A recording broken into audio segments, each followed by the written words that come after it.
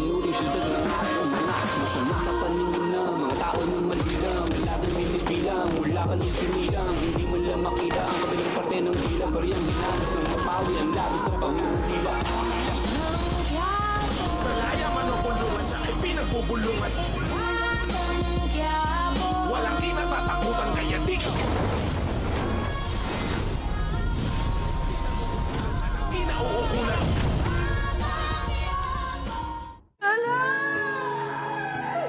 Walang magulang na dapat maglibing sa sarili niyang anak.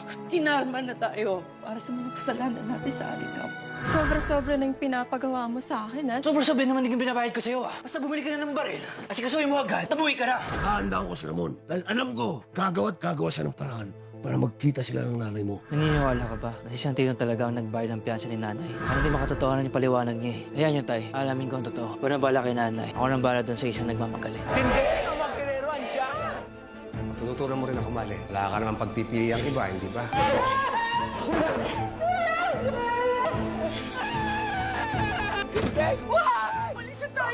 Maraming salamat sa mga kabutihang ginawa ninyo para sa ating syudad. Ang importante, Tar, kumapit tayo ng gusto sa mga girero para may proteksyon yung negosyo natin. Pag dumating siya, aaralin natin pagkatao niya. Doon natin malalaman kung makakasundo natin siya.